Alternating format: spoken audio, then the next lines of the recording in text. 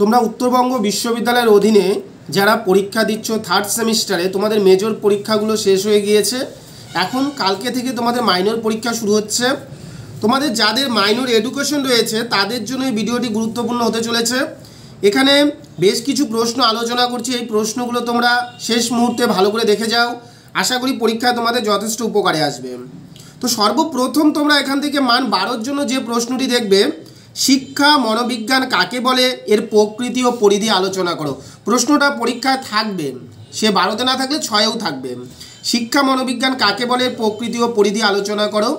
এরপরে তোমরা দেখবে বুদ্ধি থেকে, বুদ্ধি সংক্রান্ত আমরা দুটো তত্ত্ব রয়েছে, যে বুদ্ধি সংক্রান্ত স্পিয়ারম্যানের দ্বিউপাদান তত্ত্ব এবং বুদ্ধি সংক্রান্ত গিলফোর্ডের যে বুদ্ধি সংক্রান্ত তত্ত্বটি রয়েছে সেই তত্ত্বটা। এই দুটো তত্ত্ব পড়ে যাও, পরীক্ষায় একটি তত্ত্ব তোমাদের পরীক্ষায় অবশ্যই আসবে। যে বুদ্ধি সংক্রান্ত স্পিয়ারম্যানের দ্বিউপাদান তত্ত্ব এবং বুদ্ধি সংক্রান্ত গিলফোর্ডের যে তত্ত্বটি রয়েছে সেই তত্ত্বটি তোমরা পড়ে যাবে। এরপরে তোমরা পড়বে থর্নডাইকের প্রচেষ্টা ও ভুল শিখন তত্ত্ব। থর্নডাইকের যে প্রচেষ্টা এবং ভুল শিখন তত্ত্ব রয়েছে সেটা পড়বে। এবং লাস্ট তোমরা এখান থেকে 5 নম্বরের প্রশ্ন দেখো, প্রাচীন অনুবর্তন এবং সক্রিয় অনুবর্তন কাকে বলে, এবং এই দুটো তত্ত্ব তোমরা একটু দেখে যেও। প্রাচীন অনুবর্তনটাও দেখে যাবে এবং সক্রিয় অনুবর্তনটাও দেখে যাবে। এরপরে মান 6-এর জন্য তোমরা যে প্রশ্নগুলো দেখবে, বুদ্ধির সংজ্ঞা দাও, এর বৈশিষ্ট্য শ্রেণীবিভাগ করো। মান 6-এর প্রথম প্রশ্ন হচ্ছে বুদ্ধি কাকে বলে বা সংজ্ঞা দাও, এর বৈশিষ্ট্য এবং শ্রেণীবিভাগ করো। 2 নম্বর তোমরা প্রশ্ন দেখবে, বুদ্ধি সংক্রান্তই, আমি প্রথমে দুটো তত্ত্ব বলেছিলাম, এখন বুদ্ধি সংক্রান্ত আরেকটি তত্ত্ব বলছি, থার্স্টনের বহু উপাদান তত্ত্বটি। বুদ্ধি সংক্রান্ত থার্স্টনের যে বহু উপাদান তত্ত্ব রয়েছে সেই প্রশ্নটা তোমরা দেখবে। এরপর 3 নম্বর তোমরা কি দেখবে, ভাষাভিত্তিক এবং ভাষাবিহীন অভিজ্ঞা কাকে বলে, এর বৈশিষ্ট্য এবং এদের পার্থক্য। ভাষাভিত্তিক এবং ভাষাবিহীন, ভার্বাল এবং নন ভার্বাল যে টেস্টগুলো রয়েছে সেই প্রশ্নগুলো।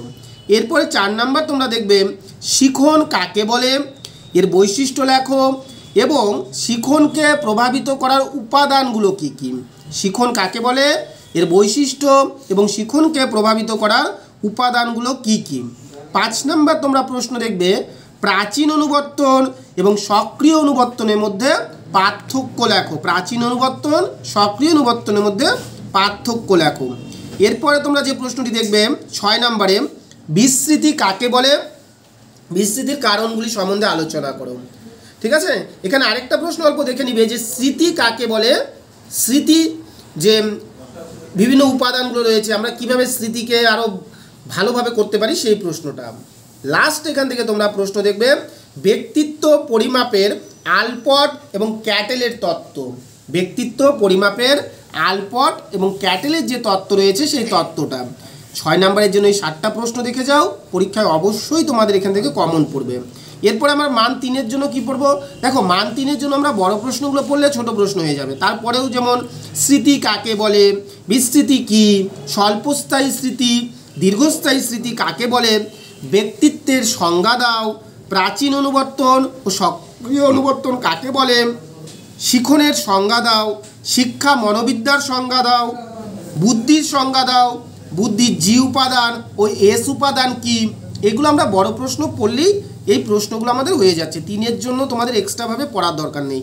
আমরা যখন বুদ্ধি পড়বো তখনই আমাদের বুদ্ধির সংজ্ঞা হয়ে যাবে, ব্যক্তিত্ব যখন পড়বো ব্যক্তিত্ব হয়ে যাবে। তাহলে আমরা বড় প্রশ্ন তো অবশ্যই, যেগুলো বললাম 5টা প্রশ্ন এবং 6-এর জন্য 7টা প্রশ্ন বলেছি, এই প্রশ্নগুলো তোমরা পড়ে যাও, তোমাদের পরীক্ষা অবশ্যই ভালো হবে।